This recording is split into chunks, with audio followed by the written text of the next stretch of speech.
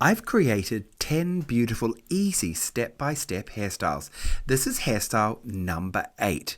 Okay, let's have a look at how I created this look and how easy the foundation was. We're going to start off with a hot roller set.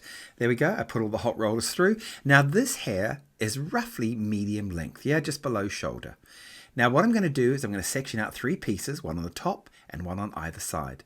At the back of the hair, I'm going to place 3 ponytails in on the diagonal, quite close to the center of the head. There's number 1, there it is.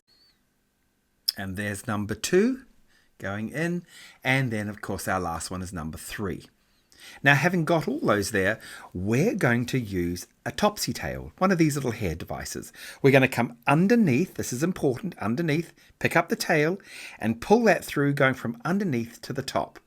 What this does, it automatically makes that ponytail sit out beautifully from the head. Let's do the same on the side. Again, take the hair, pull it through, and there it is. And the same on that side.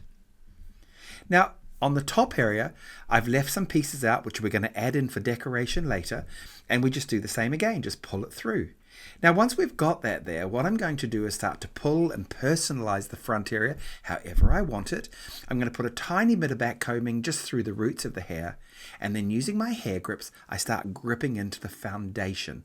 You can create anything you want. I'm just going to keep on pinning. It's important to keep a strong eye on what you're creating.